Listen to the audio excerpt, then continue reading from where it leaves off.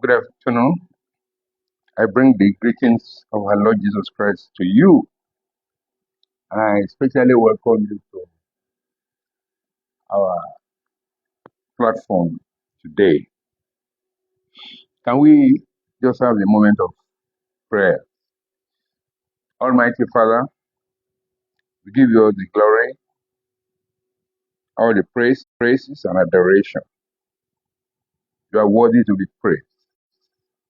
Thank you for giving us the only begotten Son, Jesus Christ, to come and redeem us from the great disconnection that had existed for years since Adam sinned against you. We're glad that Christ has been doing it, saving sinners every moment since he accomplished that work on the cross of Calvary. I pray, O God, that the intention of Christ to bring us back to you will be accomplished. And every move of Satan that he has been developing from generation to generation, oh God, I pray we will crush it in this generation so that you welcome the reign.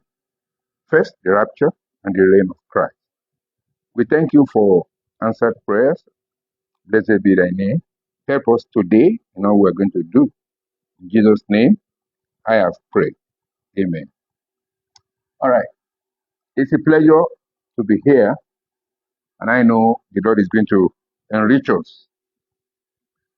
Last week, we looked at Luke chapter 6, verse 12 to verse 16. Our style on this platform is we take a book of the scriptures, and this we started with Matthew, particularly New Testament, and we look at it, analyze it, chapter by chapter, verse by verse, and we continue like that until we are through with the whole book. We started with book of Matthew in the year 2020, and now, by the grace of God, this is 2024. We are just arriving at Luke chapter 6, verses 17 to 19. However, last week, we look at verses 12 to 16, where we saw Christ's model of leadership uh, in recruitment, or better still, Christ's model of leadership recruitment. And we learned quite a lot in that study. Today, we're going to move on to verses 17 to verse 19. And these are very few verses. And I know there are so many things for us to benefit from this. Just three verses, very few. Now, I will quickly read it so that you can quickly understand the concept of the three and analyze. All right, in verse 17, as I said, Luke chapter 6, verse 17 to verse 19. And he came down with them and stood in the plain, and the company of his disciples and a great multitude of people out of all Judea and Jerusalem, and from the sea coast of Tyre and Sidon, which came to hear him and to be healed of their disease. And they that were vexed with unclean spirits, and they were healed. And the whole multitude sought to touch him, for there went virtue out of him, and healed them all. These verses were read just took us to the next step after Jesus had recruited those who are going to walk with him, the disciples. And they came down from mountain to the plain. And when they arrived, there were crowds waiting. But there's something interesting here that I like to draw your attention to. And I said it last week. And that's in verse 11. And they were filled with madness and commune one with another, what they might do to Jesus. Here we see the Pharisees, the Sadducees, all of them, and the council of elders. You know, they were angry that Jesus was healing. They were very angry. And their goal is to crush the goal of Jesus. You know, I was listening to somebody who says that, and this is an American guy, you know, I think he's dead now. Uh, his name is Murillo or something like that. He was analyzing that since God made that revelation that the seed of the woman will destroy the head of the seed of serpent, why did God wait for long till, you know, when he had to now send Jesus, you know, that it was too late. A lot of things had gone wrong. So when I listened to that, what I just saw there was that he was not really in the spirit. You know, oh yes, God said what he said because he knows all. In fact, he knows the end from beginning. But then he was thinking that, all right, why don't I experiment other means before we now fulfill this? Which he can change. Is God. He does what he wants according to the book of Psalms. He does what pleases him in heaven. And nobody can question him because he has no beginning and he doesn't have an end. So, yes, he knew that that was going to be the end, but then he was experimenting that, okay, let us try Noah's ministry. Maybe I can bring them back by through Noah. But unfortunately, Noah failed. Okay, let's try another one. Abraham. You know, he had been trying before the last stage. It's okay. It seems human being has failed and failed woefully. So this job now has to be done by my son. So when he said that, that's the explanation I would have given him if he was still alive, you know. But then, because he has said it, I'm going to explain that. As I've explained it now, when I see that post again, I'm going to explain it just like I've explained it. Nobody has right to question God. You don't have that right. Go on. I mean, if you study about this Jonah, he questioned God and he regretted it. Jonah, he regretted it. So learn to just walk with God as he leads you. But there's something we're going to say here. These people, they don't want the plan of God to come to pass. The work that Jesus has come to do, they don't want it. They already, know that from all indications, they know that Jesus is going to stop their malfeasance, the stealing, the cheating, the robbery that was going on. And that's why they were doing everything to stop him. You can see them there. They were full of madness to destroy Jesus. But then Jesus did not bother. That's why if you're a true child of God, what anybody says to you, you don't bother yourself. I was just this afternoon before I come on here, I was listening to one of the preachers. Some people accuse them that they are just constituting nuisance and all of that. And this preacher, what did he say? He said people who don't have recognition in their locality, they are talking to them, them who have recognition all over the world. What recognition do you have all over the world? And by the way, what did Jesus teach us? If they abuse us, are we to fight back? Like some are going to court to say, well, somebody has spoken against me, and I will sue him for defamation. Are we following Jesus? Jesus says, when they persecute us, we should rejoice. What do I need to fight because somebody is abusing me? No. If you have the spirit of Christ, no, you don't react. And so it was for him to have said that. I just simply said that if anybody is of Christ, you don't say that somebody abuses you, then you have to react. No. It's not. And that's why the church has failed woefully because we are doing it wrong, just like these people are doing. Thank God Jesus continued to heal And when he came down, in all of this, you know, malice and crime, he appointed his leadership, those who will work for him. He didn't bother himself. You know, when you have the calling of God, you just calm, you are calm, you know, you are relaxed. And then you continue to, Jesus was continuing to deliver. So the topic of today, from what we are seeing here, as people are doing all their, what I call uh, abuse, malice, and all of that, and wanting to kill him, he continued to heal. He continued to deliver. That's why the topic today is titled Restoration of Damaged Lives by Christ Unstoppable. I repeat, restoration of damaged lives by Christ Unstoppable. Nobody can stop what God has started. Nobody. Ah, ordinary mortal man to say you want to stop the work of God, impossible. So that's what Jesus is demonstrating here. Restoration of damaged lives by Christ, unstoppable. So if you know Christ, I can assure you, nobody can stop where you are going.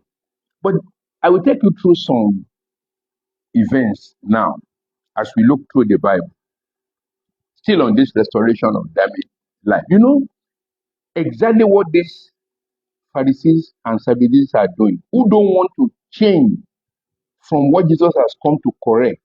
After he has explained, like Matthew, Mark explained, that Jesus was on the beatitude, correcting areas of errors of Moses' teaching. You know, with all of that, these people still gang up against him. They don't want him to continue the good work, to heal us. And that's exactly what we are going through right now for long.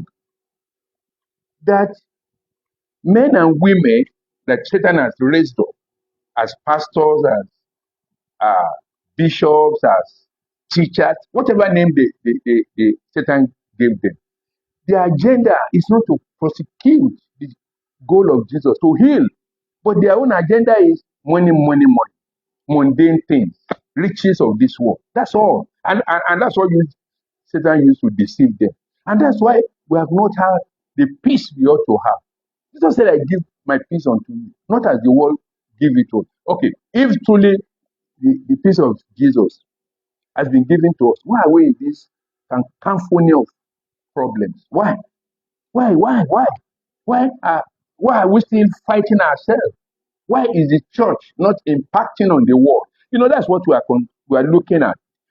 The crop of leadership, the crop of men and women of God, right from when Roman Empire started that their church thing till today, I put it to you that absolutely what they are doing is to pull down what Jesus came to do. That's what they are doing. None of them. I'm not kidding about it. Because look at what we are going through. It's getting worse and worse in the world. Getting worse and worse. Every day, it's one war. Look at Syria. The soldiers, the rebels, they have taken over now. Aleppo, they have taken over. What's wrong? This is why Jesus came to the world. So look at South Sudan there. Crisis. Look at my country, where I'm speaking from, Nigeria. The economy is in shambles. Everything is disorganized. I mean, is this why Jesus came? If truly Jesus, all these years, 2,000 plus years, that if we have been prosecuting what Jesus came for, I mean, life would have been better than this. So, thank God, Christ has raised a new tribe. And this new tribe, a new revival is started. And we will drive it. And we will protect it jealously. Nobody can stop it. I can assure you. Nobody can stop it. Because Christ is on our side.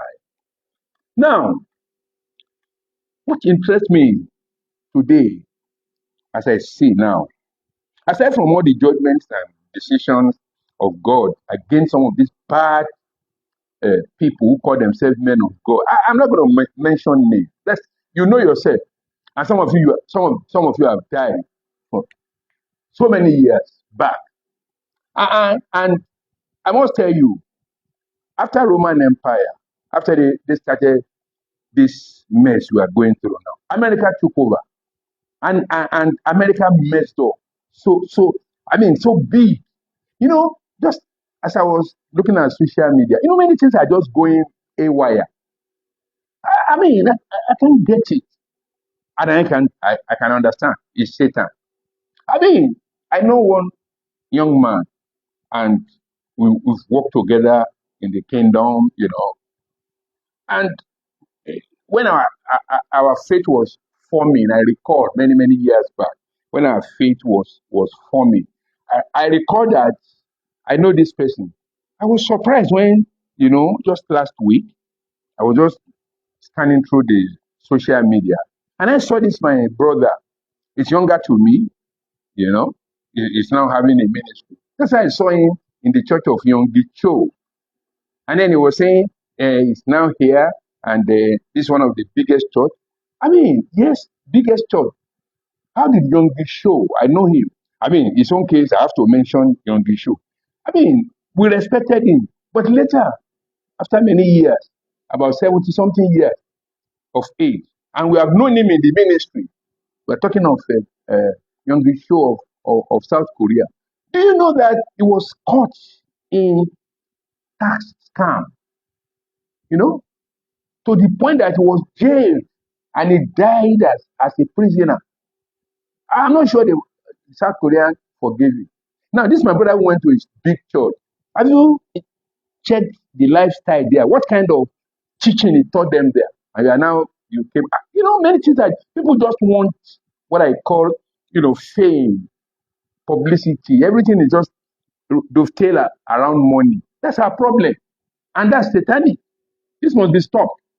But I'm glad to tell you that these Pharisees who are planning everything they can do against Jesus. I recall in Matthew chapter 24, when the disciples drew the attention of Jesus to this event. Look, let's read it together. Matthew 24. You will see what he said about their what their they put all their hopes on, which was like what you can call uh, their basis of connection to God. They are proud of it. They call it temple. Look at it in Matthew 24, when Jesus Christ's attention was drawn to it. Matthew 24, I'm reading from verses 1 to 2 because what I'm doing on this platform is just to bring you back to the truth, understand the scriptures. I'm not talking about motivational discussion here. No, I'm not here for business or marketing purposes. No, forget it, because I see some of you, as I write to you, correct some things. When you are writing me, you misunderstand me. No, you don't misunderstand people like us. It's not about money. We spend many years to work before God calls us fully into what you are doing. We work, and we ended up well in the corporate world. So it's not like you are coming into Christianity, or not Christianity per se, into the ministry because we want money. No, that's not the issue. My worry, my concern, and as many people who really have the Spirit of God, their concern will be, let's do it as Jesus will want us to do it. Now, in Matthew 24, when the disciples drew the attention of Jesus, listen to this. And Jesus went out and departed from the temple. And the disciple came to him to show him the buildings of the temple. And Jesus said unto them, see ye not all these things? Verily I say unto you, there shall not be left here one stone upon another that shall not be thrown down. He said, look, don't be carried away by this, fanfare, magnificent, and all this grandeur. No, don't get lost about showmanship. This temple you are seeing, no stone will be left on it. Everything will be destroyed. And behold, in AD 70, after the death of Christ, we're told of General Titus of Greek soldiers, Greek army. They came in there during the reign of the Roman Empire. They came in there and they destroyed that temple, as Jesus said. So, As we speak now, Jesus said through his servant that yes, that temple has been crushed, but anybody that will try to raise anything relating to that temple, that's Moses'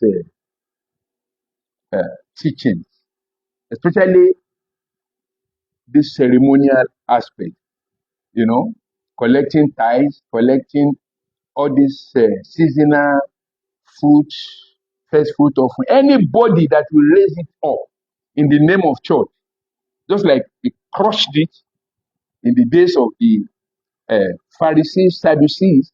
He says, he now sent this message to us. Listen to what he said through Peter to us. And it's happening already. In First Peter chapter 1, this is what is going on now. Because all these ones that are thinking they are making money, see, they're already in trouble because Christ has said it through Peter. First Peter chapter 1, First Peter chapter 4, rather, verse 17. Verse 7, for the time is come that judgment must begin at the house of God. And if it first begin at us, what shall the end of them that obey not the gospel of God? Wow. This is apt. It's happening already.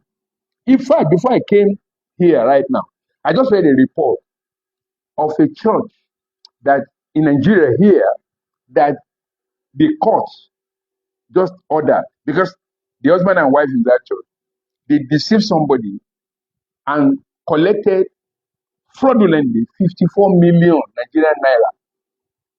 This was according to that report I read, this was in 2006 to 07. Because this way they set up it and register it with registering body in Nigeria. We call it Corporate Affairs of Nigeria, Corporate Affairs. Now, they registered them. Now, the judgment that they gave today, the judgment has started. Those of you don't know. The man, I just read the report before I came over here. The husband and the wife, they are sentenced to 10 years. And the court gave order that when they say sentence, they have to go to jail. And they must pay back out of that money 46 million back to the people they stole the money and the land they sold. Then their church, they are to delist it from the register of corporate affairs. You know, that's why I'm looking at many of these people who say they are men of God. Already judgment has started, you know. Even as I'm talking to you right now, there is one boy, minister of God too, in London. I just read the report now. The judge in the court of England, they have given order that it's a judgment in spite of, I mean, when you are talking of a place like England, you know their standard of democracy is very high there, and their human rights is well respected there, right?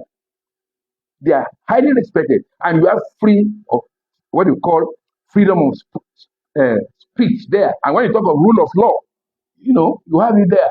You know, so many things that you can talk about judiciary and fair hearing. You have it.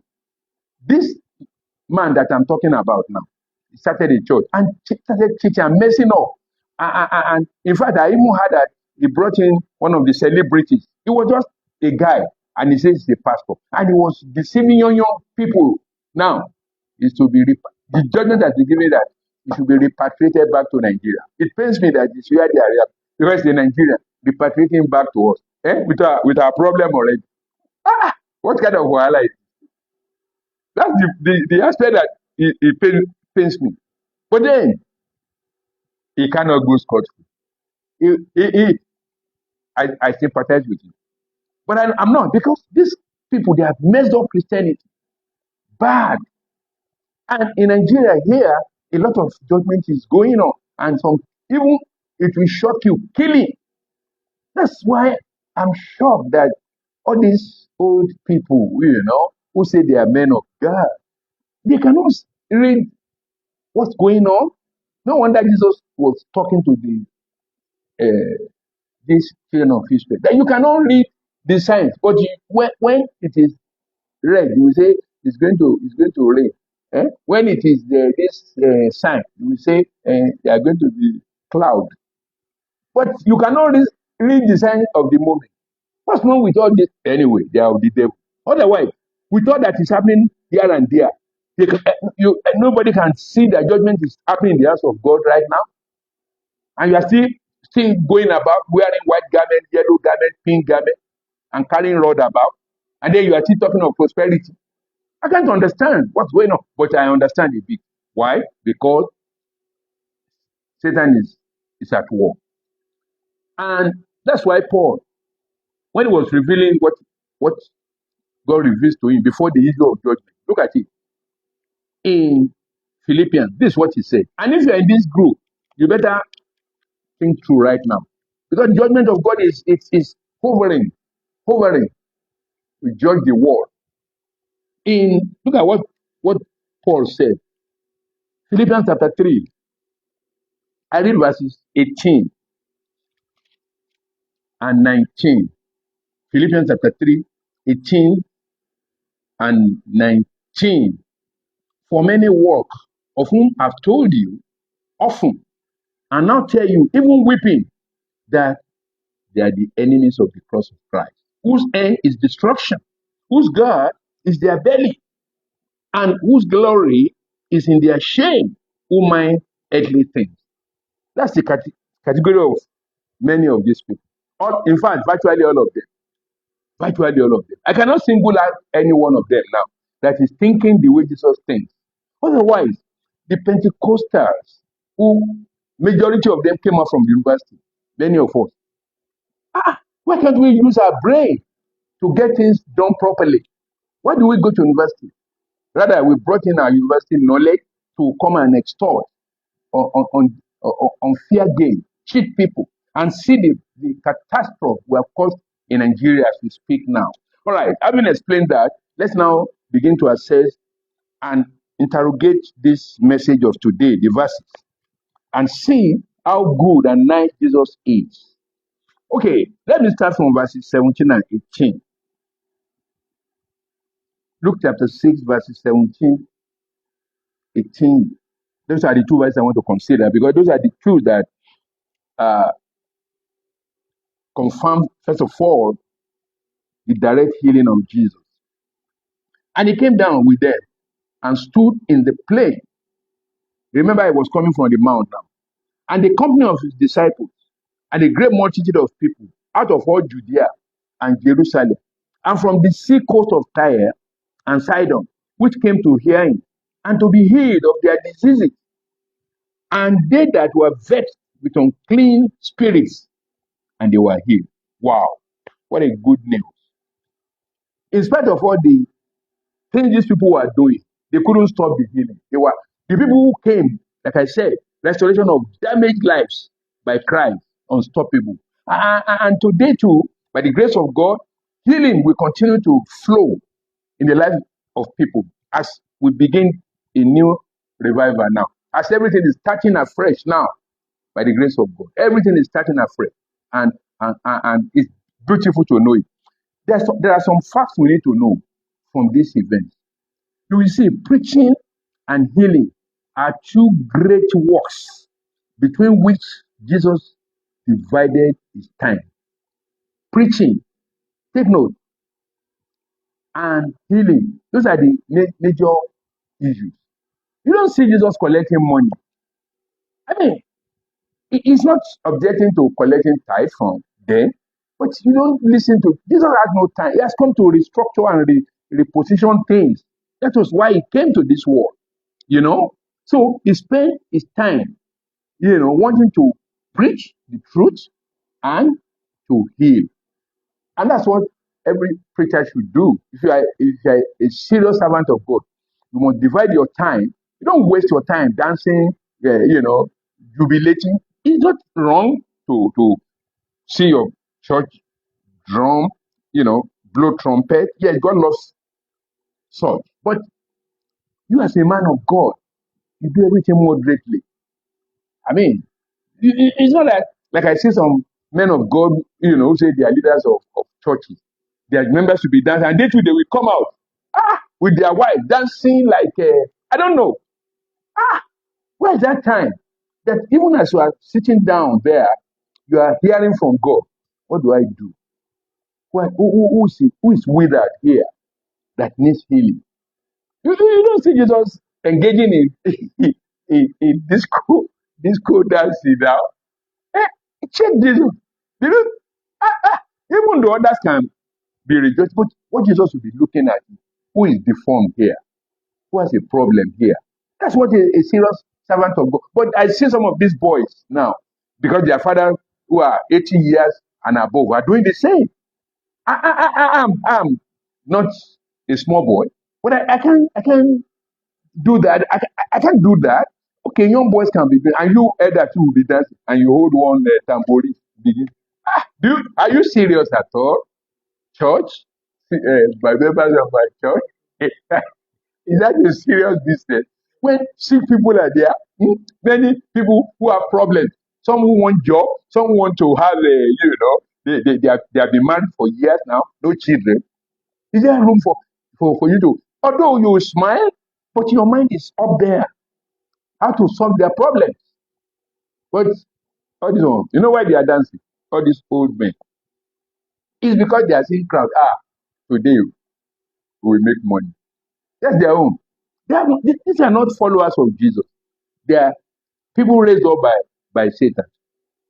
It's interesting to know that before Jesus came down, the crowd came from scores of miles or kilometers. In those days, it was called the youth. Mine from Jerusalem to that part of Galilee where Christ was now. They came all over, mixed multitudes of people because they needed care, they needed intervention. But that doesn't mean that there are no rabbis. There are abundance of rabbis, famous people you call rabbins, even rabbis and rabbins. There are many there. Great, great names that that bore a mighty sway. People who have big names like Gamaliel, they were there now. But in spite of that, these people rush down, to come and meet Jesus because they know that the solution is with Jesus. And it's interesting that those from sea coast of Tyre, where we are Arabia, and then Sidon, are merchants, and some of them men of business, men of big time businesses, if you like, but well affected to Christ.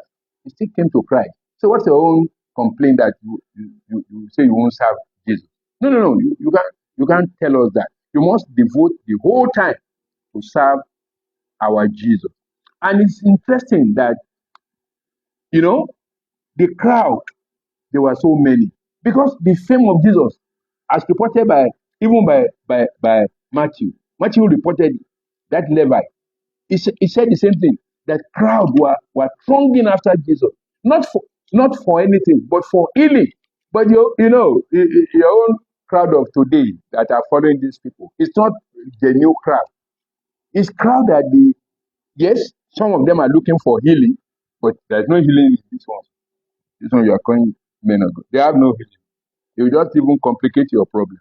Otherwise, if they have healing, I use my country Nigeria, they will prophesy and say, I remember one of them prophesied. In fact, he has to be careful now. He doesn't prophesy again. Church, are you hearing me? He will not try. Before, especially in 2000 in Nigeria, 2014, he will publish. Everybody will be waiting, like Lima. Publish.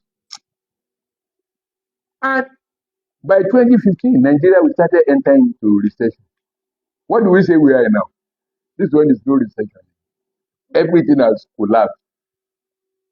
This pastor, they are from Satan. No? Just like Satan, their father, destroyed the economy of Adam. Exactly. That's why many advanced countries that are making it, they don't give room for, any church. Like South Korea now. The influence that Yong Gicho was enjoying, it can never enjoy that in South Korea. That's why I like the way God treated him. He died in jail at the age of maybe 70 something. Because this ramshackle thing they are doing cannot continue now. And that's why I'm happy about the way it's happening right now. God judging all the evil people.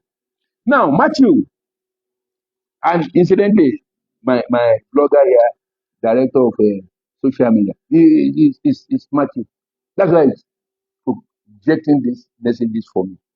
I said, he is here with my team. I have the church here represented by the director, followed by Rachel, Peter, and then Rachel. Yeah. And if I ask them to stand now, their director is the tallest, followed by Peter, and then she's average. She's not. Maybe she's going to tall, who knows? But she's growing. That's Rachel. So I have a good team of a congregation. They are hearing me. So, and they are working to make sure that this recording, because it's a team of experts, they are making sure that everything is going on well while I'm preaching here.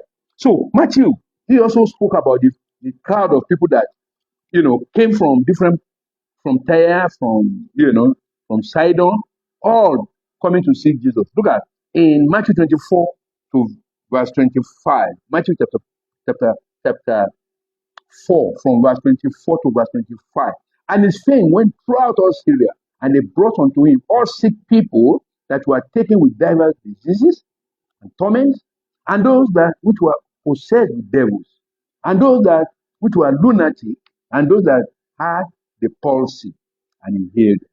And there followed him great multitudes of people from Galilee, and from Decapolis, interesting, and from Jerusalem, and from the Judea, and from beyond Jordan. And Jerusalem is the seat of rabbis, as I said, these people. But I'm glad that Jesus mobilized his disciples so that not only him, that people will be flunging after or looking for. He mobilized his disciples. Look at Matthew chapter 10. It's all right. I know people are looking for me. You go, you too, go and do this work and preach to the world and heal. That's how a leader should do, a true leader. In Matthew chapter 10, I'm reading verses 7 to 8. And as you go, preach. These are his disciples, saying, the kingdom of heaven is at hand. Heal the sick, cleanse the leper, raise the dead, cast out devils.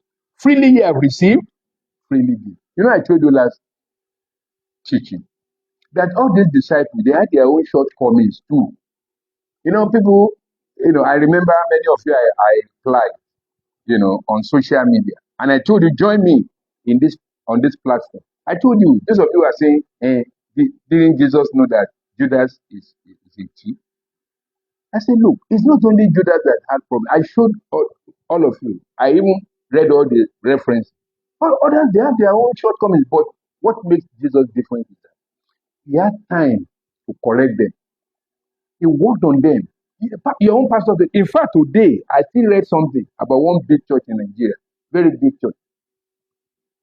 And what they wrote about that is pastors, they are just causing problems in marriages, in many businesses. They mentioned one of their names who had just destroyed a particular family. What's wrong? And is that not? And they are writing that, this thing should stop. Look, let me tell you something. Why these people are succeeding, this church nasty thing they are doing, it's because in Nigeria, our own peculiarity is this Decree 99. And this Decree 99 is the real problem of Nigeria. How can some set of soldiers wake up one morning and pick some intellectuals, pick some, men and women of judiciary who are really sound in the jurisprudence, and they have faith. Gather them together, and then some university people, and then some political people. Gather them together, and then tell them to produce, the constitution of Nigeria, and then pick what you want to pick to suppress. And at the end of the day, as we speak now, they now gave it to us and say, we people of Nigeria. What do you mean by we people of Nigeria? Do they do any referendum to check with us who are even alive by that time, to whether we support the constitution? Something that the constitution that oppresses people. In fact, is the bane of our problems in Nigeria. This 99, and I'm happy that there are groups, associations who are fighting against this 99 constitution, because this 99 constitution is a product of the military and is the one suppressing us. That's why many things are just going wrong in Nigeria. Until we uproot that 99 constitution, things cannot get better. And again, look at it from this 1999 constitution. Right now there is this one ongoing now in Nigeria, tax reform bill, which again is towards this suppression. Even the ideas are good, but why can't all the states have full devolution of power? Why can't they have right to do what they want to do? But some states are doing it, but everything in Nigeria is just half baked, because the constitution itself is half baked. For instance, there's a case ongoing in Nigeria now, very recent. There's this Daily Farotini. Everybody knows that he's an activist. He's a lawyer, and he's been in the law jurisprudence for so many years. And this is a person who speaks to power. To our shock, I just read it that he wrote a book, and then the person he spoke about, decided to file a suit of libel against him or defamation of character. It's shocking that a place like Ekiti State, where we have intellectuals there, could allow defamation to be a criminal case, something that has been decriminalized in Lagos here and some other reasonable states. How can Ekiti State be keeping such what do I call it? I call it a decree, more or less. How can you have libel? I mean, libel is not seen as criminal, liability or under jurisprudence. It's not. It is in a sane society. If somebody writes anything against you as libel, you go to court. Now they have put that person in prison, waiting for the next adjournment. Some people are just misusing power and money and using our institutions, and it is because of this 99 constitution. I'm glad that there is an organization, and I'm going to support that organization in all ramifications to make sure that this constitution of 99 is uprooted, because that's when we can get it right in this country. I mean, people like us are praying. We are not looking for money from anybody. We just want things to be done right. That's our goal. So you can see Jesus here giving mandate to his disciples. Say, look, I know some of you, that some of them are chiefs now. That one of Judas very well. That is a chief. But he wanted to correct them. That's why you see the church is a healing ground. We will know you are a chief. We will know you are a fornicator. We will know. But we will not just allow that problem to continue like that. We will try to work on you. And that's what Jesus did.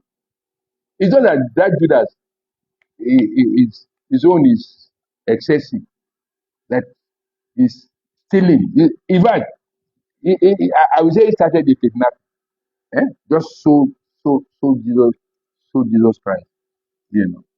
Anyway, Jesus worked on them and he prayed for them. That once the Adamic nature is removed, everybody will be free. That's why if you say you're a Christian, you must be born again, you must be sanctified, and then you must be baptized in Judas. So it's good to see Jesus giving instructions. And that's how leadership should be. You don't concentrate everything on yourself. You mobilize, you delegate, so that the work can progress. I mean, when God called me to raise the ministry, after 8 years, God asked me to leave it, hand over to the next generation. And I truly, as I obey, the church is marching on efficiently now. They are doing well. You come to me, when they want to see me. In fact, on the 31st of this month, in Nigeria we call it crossover. They have invited me to come and be there and preach there and pray for them. That's how it church to correct church. And that's why Jesus is in heaven. Is praying for the true church and giving us direction on what to do. It's wrong for any pastor to, from what I now see, you are not supposed to be pastor for ages. You must, like Jesus did now. How many years did he even use to do his ministry? 3.5 years. And he handed over. That's how it should be. It doesn't mean that one will die. I'm very active. I'm dealing with it every Sunday here. My office here is busy with different challenges, of particularly marital challenges. I'm dealing with it every Sunday, 1 o'clock. You see people, they come to my house, and I have the counseling room there, and I try to resolve issues. That's why a true man of God, and you will be collecting money. That's why, as I invite all of you now to come, you will see me writing that no donation, no, or offering, no, which donation that Alicia will be collecting for me. No, you don't need anybody's money. Do we need money? Anyway, no. We have worked now. I've worked. So that's why Jesus told them, freely you receive, oh, hear you. Freely you give, oh. But then, what Jesus is saying, if you now want to give to church, there's nothing wrong. That's a careful giver. It's interesting to see that Jesus also gave us that instruction to go and preach to the world. Mark chapter 16. Because Christ wants everybody to be healed. And I thank God that his healing is unstoppable. No man can stop it. No man. No matter how eloquent you are, how good you are, God will raise better people than you. I just laugh at some of these ones who claim to be men of God. Okay, look at Jesus here in Mark chapter 16. See the instruction of Jesus. And he said unto them, go into all the world and preach the gospel to every creature. He that believeth and is baptized shall be saved, but he that believeth not shall be damned. And this sign shall follow them that believe in my name. Shall they cast out devils? They shall speak with new tongues. They shall take up serpents, and if they drink any deadly thing, it shall not hurt them. They shall lay hands on the sick, and they shall recover. Can you see Jesus' time now? Multiplication. Not even, it has now gone beyond the disciples. That whoever you preach to, that's dynamism, multiplication. It's grandiose, which means anybody can heal, anybody can deliver. And I've seen that several times. I've seen that young children. I recall in the first, revival that started in the 50s, that this set of leaders crushed and messed up, that ended in 86 or 87. Yes, it destroyed it. I remember I met the revival. You will see some children, small children, their parents will come out and give testimony. I remember. And in that meeting, they say it is the time when I was sick and the sickness was much that a small child will say, Daddy, this is how pastor used to pray. Let me pray for you. At that time, small children. And they will pray for their parents and healing will take place. Yes, we saw it. Great revival. Before these leaders, I'm not talking of younger ones, because we have categories. Anyone, all of them who are 60, 65 downwards, I don't regard them as, I'm not referring to them because they are too young to be referred to. I'm referring to those who are 80, 81, 82, 83, These are the serious people. But unfortunately, they went bizarre. But there are some 70s, so they too went bizarre. I told you to a brick pain that life. Bizarre. That's another word. Bizarre. I told you to I can check on the dictionary. Have you ever had bizarre? Now. Okay, it's interesting to see that Jesus expects that we should mobilize. Tell me, suppose everybody, that revival was going on. By now, Nigeria would have been a fantastic, we'll be healing. Children will be healing everywhere. The hospital will still be caring for we old people because old people like me, you have back pain, you need surgeon, auto surgeon, orthopedic surgeon. They are the one like me now. They are the one, taking care of me because there are some things that they have to be doing for me, as an old man. Have to. I don't need to go to London or America. There are private hospitals in Nigeria. They are doing well, very well, and they will do the physiotherapy, and they teach us how what to do at home. Before I came here, I did my physiotherapy. Yeah, that's the way it works. Since things have gone haywire until when Jesus comes, the reign of Jesus. That's when there'll be nothing like body pain. Right now, I am, according to what God said, I am, every one of us, we are dust. And as dust now, as we are aging, we are going back, we are going back to grave. But our spirit will go to heaven. So as dust now, I have to lose some strength. That's why I can't run now. If I try to run, I will fall. Yeah. That's why sometimes I have to use my walking stick to stabilize. Yeah, it's normal with dust. So it's interesting to see that truly that power that Jesus distributed, it reaches everyone. Look at Paul, who was once, with these Pharisees and Sadducees. When he himself got born again, God was using it in Acts chapter 14. Look at it. Because Jesus Christ really distributed it. It's not for money. Freely you receive, freely give. Acts chapter 14. Let me read to you. Jesus, Paul, who was, who later became Paul. Look at him. Immediately he gave his life. Jesus, won him to himself, converted him. See how God was using him. I'm reading now the book of um, Acts chapter 14. Let me quickly read verses 8 to 11.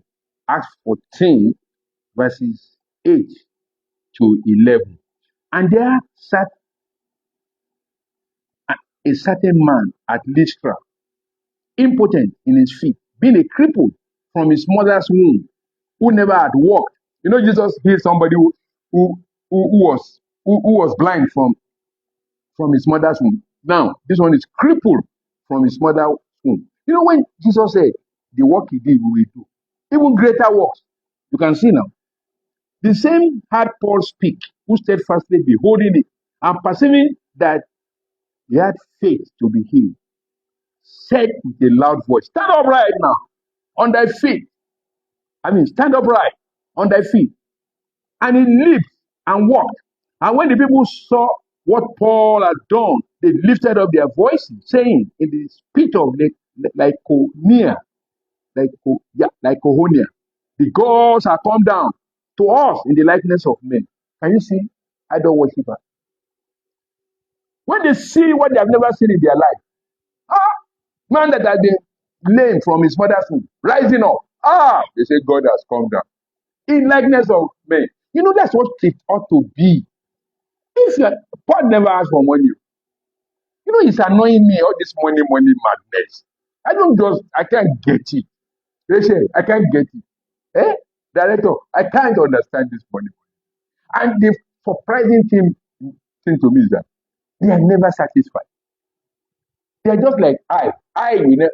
We see, you won't be satisfied. You can see every year you can see. That's what the Bible says. What's wrong with this thing? So the fact remains, from what we have seen here now, those that have not good preaching, listen to me, those of you who are not hearing good preaching, ought to or better travel far for it than for you to remain without it. What I'm telling you here is this, which I've just read, is that if where you are not hearing the true message, these people, they left Jerusalem, they left the Decapolis, they left everywhere, running after Jesus in Galilee. That's why I'm begging you, this program that I'm running now since 2020. I plead with you, spread it, share it, tell others to watch it and listen to good and correct message. Please, I beg you, every Thursday I'm here. Again, I repeat, no money. I don't need your money. Why should I be asking for you? How much do you even have? What to do? Are you as rich as God? If I need anything, I will ask God. It's my present help at the time of my need. That's God. I don't need you. It's God that I need. So on this platform, you will never hear us asking to donate or give us offering. We don't need it. Huh? Director of blogger, do we need money? Huh? Oh, I mean, director of social media. You don't. God will provide, just like Abraham told his son. God will provide himself. And that's even greater. Lamb, Jesus. If he gives us his only begotten son, what else will he not give? Tell me. Jesus became poor so that we can be rich. So why do I need to bother you? All right, having exhausted that, let's go to the last verse, verse 19, which is the last verse. Luke chapter 6. I'm done with verses 17 and 18. Let me now look at the last verse. And the whole multitude sought to touch him, for there went virtue out of him, and he healed them all. You know, when those, set of those who are vexed with unclean spirit, when they receive their healing, now people now rush that thing. They need healing. They don't. They throw that thing. That is interesting to see this. And the crowd that came in there, they came to be cured. These people, all of them, they came to be cured by him and be healed. And he healed them. It's interesting to know that some were troubled in the body and some in the mind. Some had diseases, some had devils in them. They had so many problems. But the one and the other, upon their application to Christ, were healed. For he has power over diseases and devils, also over the effects and over the causes. What a good news. He healed all of them because Christ has power. And those, it will interest you, those who had no particular diseases, yet found a great confirmation and renovation to their bodily health with vigor to partake of the virtue that went out of him. I've discovered something. If you are a true child of God, truly, by the stripe of Jesus we are healed. Honestly, by his stripes we are healed. Christ has power to heal. In his name, the devil will bow. And he gave us that power. And that's what he demonstrated here. And it was that reason that everybody wanted to touch him. But ask me, was he asking for money? Did he ask him to bring? He knew that there is Moses' law. Because at this time, Moses' law had not been evaporated or no longer existing. He knew of, you don't laugh with the church. They say, don't laugh with the church. Except if I make you to laugh. But if you are laughing alone, I will think you have evil spirit. Then I will deal with it. That's why I'm here. Okay? So don't laugh anyhow. It's only when I make you to laugh. Because me, I will think it's evil spirit. I will just stop. I did, but I know never happen. All right? As you obey God, to serve God with your heart, with all your life. So, it's interesting to see how Jesus healed a lot of people here. And he's still doing it today. He's still healing. Are you sick in the body? As I'm preaching to you right now, if you're a believer, you will be healed. Who is a believer? Somebody who believes in what Jesus can do. Because I've always said it. And that's how I told some of them. How can you be preaching one of them? Even if, there's something that shocks me among these young ones who claim, and they're in charge of church, who are bringing management philosophy, you know, for money making. It's not wrong to bring I'm a sustainable development expert. I brought it into the church with so many programs that people can benefit from and can make them. Yes, if that's the basis of bringing what you know into the church, fine. But bringing your philosophy, what you know in the university, I mean, to rob people, that's wrong. This guy who says he's a founder of a church, whatever he calls his thing, I don't care. He was teaching his audience, saying that when they asked him a question, I mean, that why is it that countries that don't have, who don't know God, they are succeeding more than Nigeria? More than, yes, Nigeria is an example where we pray a lot, where we believe in God a lot. Why are things not working here? And he was trying to explain because it was not spiritual. His explanation was bad. His explanation was bad. Right, that person who is sneezing, you have malaria, right? You need to rest, use drugs, right? And sleep well. You need rest, and then before you go, I will pray for you. Yeah. But then after prayer, you still take care of yourself. You eat correctly, you sleep correctly, right? You rest correctly. You hearing me? So don't let these churches, these ramshackle people say they are men and women. Don't let them deceive you. So you will rest, don't go, and then for now, taking your bath with hot water, okay? Because we are talking of environmental factor. It's malaria. And your malaria is always tough because you are working hard.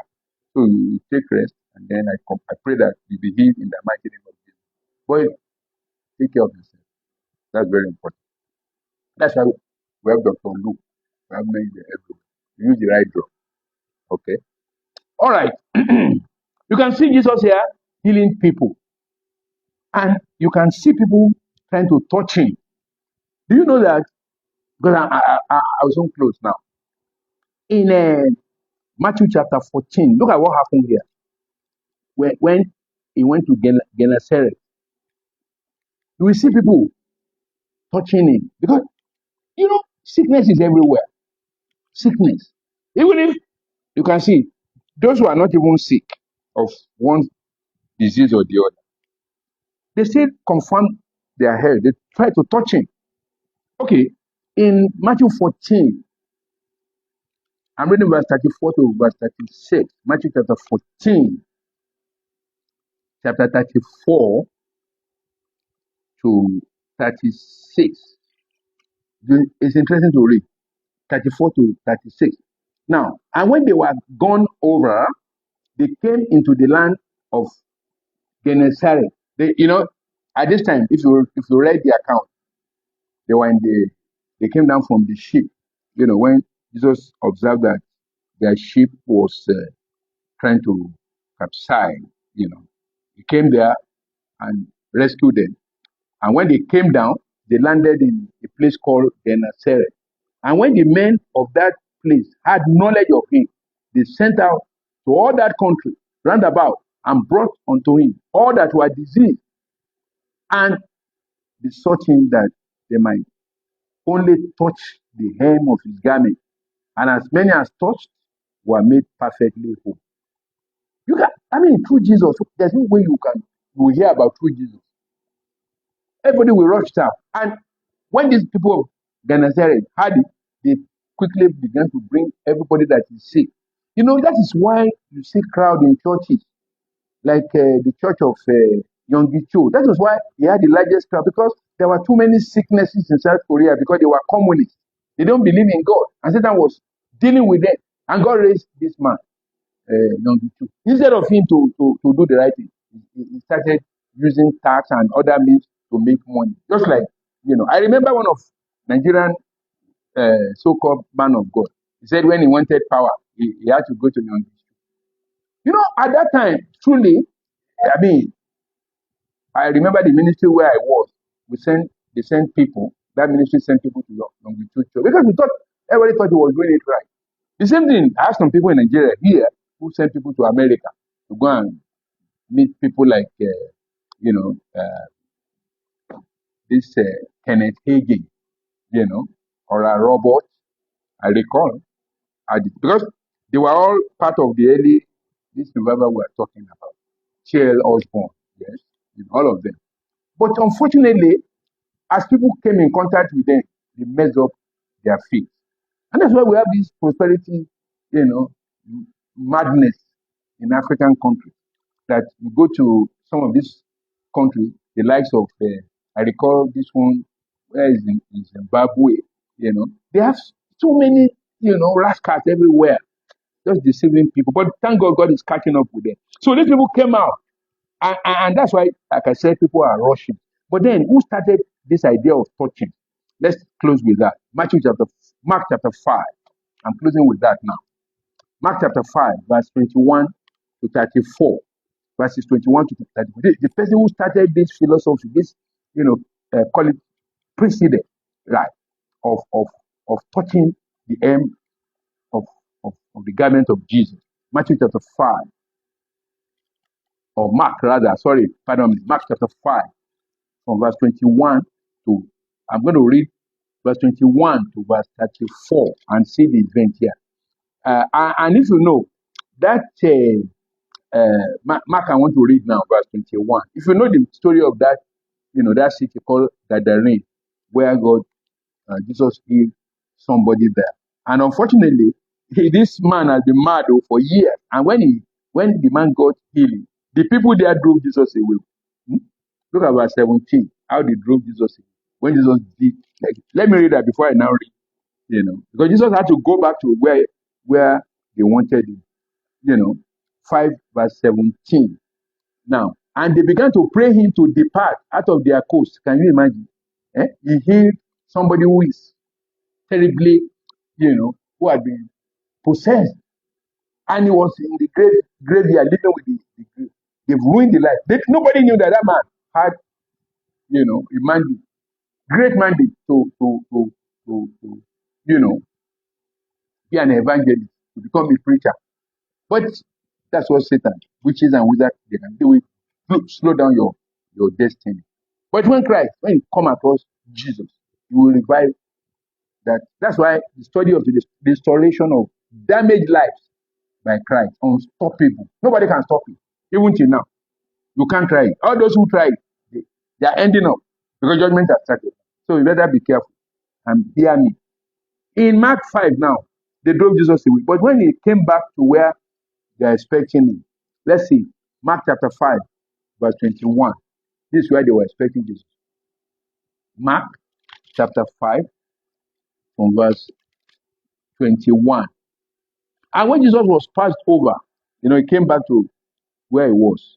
Because they drove him from that their coast by ship unto the other side.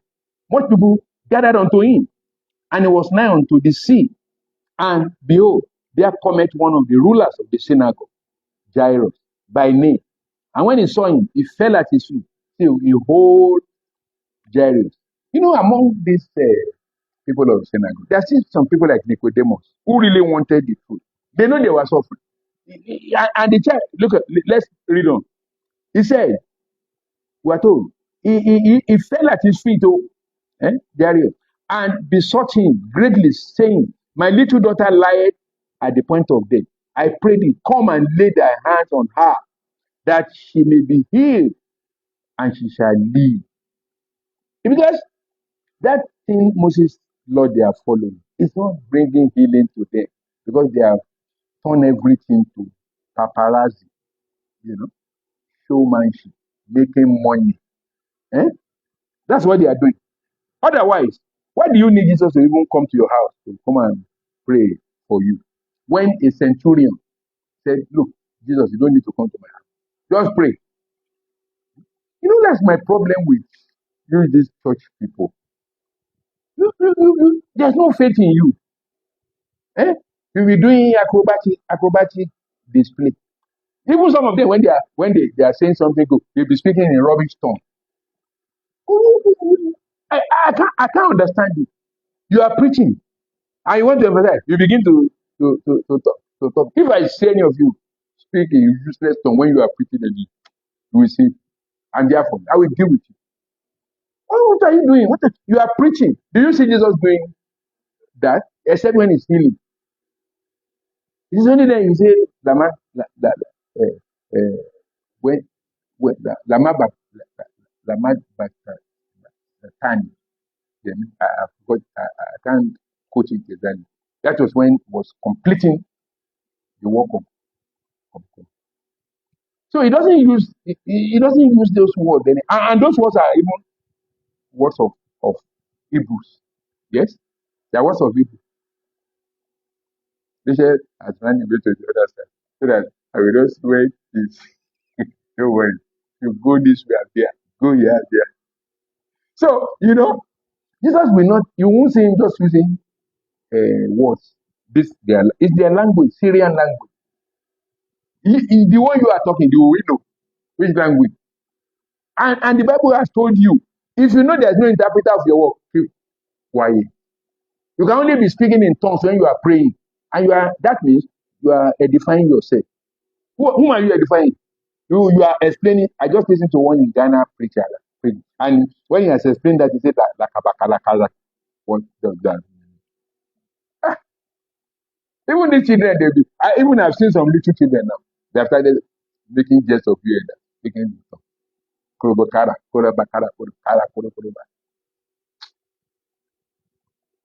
Look, I'm a Yoruba person. The way they're saying it, there's one thing we call koroba. Eh? So I just take wood, I begin to beat it. Koroba. It will be started like that. That's how many of you. That's nonsense. But I want to say, when you are praying on your own, you cannot speak in tongues. You know, the power of tongue is that you break through to reach heaven, because it's through it. When you are praying, when you start praying normally, I want to finish this thing early, but I just have to explain it. When you are praying normally, sometimes before you can break to heaven, it takes time that you won't even know what to say. But when you are praying and agonizing and groaning and praying, you won't know when you will cross over. You won't know what you are saying. That's real, and nobody is there with you. But when you want to say it, you want to speak it, hey, there'll be an interpreter. So now, let me conclude that place, because I need to release this my crew quick. Verse 24. I just went in. I'm now in verse 20. And a certain woman, and Jesus, verse 24 now, went with him, and much people followed him and thronged him. And a certain woman, which had an issue of blood 12 years, and had suffered many things of many physicians, and had spent all that she had, and was nothing better, but rather grew worse. When she had heard of Jesus, came in, the press behind, and touched his garment. For she said, if I may touch but his clothes, I shall be well, I shall be whole. And straight away, the fountain of her blood was dried up, and she felt in her body that she was healed of that plague. And Jesus, immediately knowing in himself that virtue had gone out of him, turning about in the press and said, who touched my clothes? And the disciples said unto him, thou seest the multitude thronging thee, and seest thou who touched me? And he looked round about to see her that had done this thing. But the woman, fearing and trembling, knowing what was done in her, came and fell down before him and told him all the truth.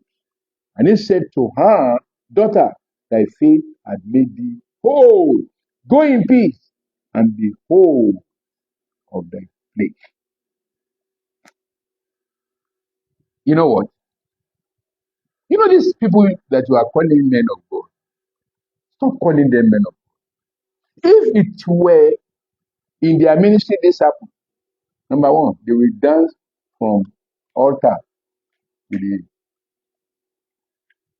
Number two, they will say, if you want this to happen in your life now, bring $5,000. These tips. Huh? Look at Jesus just told her, daughter, thy faith has made thee whole. Go in peace and be whole of thy plague. No money. Are you hearing me, you chiefs? Eh? You are not following Jesus, oh? You are not. You know, some of them, they are very tricky. So many tricks they are practicing. Some will be going about looking, trying to show faith. Well, the guarantee I want to give you, don't follow them. Some of them, they are even old. You see them looking for fame. Want to see every president, every governor. You will not kill yourself. I even saw one of them. He's so old that they're trying to carry him. Ah, you went to a country to go and pray, say you are doing miracle, doing crusade, and now here you are that to climb somewhere they have to carry you. Which kind of crusade? No, I don't have you. This Liberian people will understand. I don't have because they are speaking broken in Nigeria and in my town here speak broken. In Warri, we have a place called Warri. So please, enough of all this. Before judgment comes on you, because it has started in the church, better think well, oh, because a new revival has started. Look at your own. Your own is obsolete because it's not following Jesus. We are bringing correct way of following Jesus. And so tonight, as I close, there is fullness of grace in Christ and healing virtue for all of us without paying a dime. That's the joy. You won't pay 1 naira. You can receive your healing. Thank you very much for listening. If Jesus carries, I'll be here again coming Thursday. God bless you, Rich. Bye bye.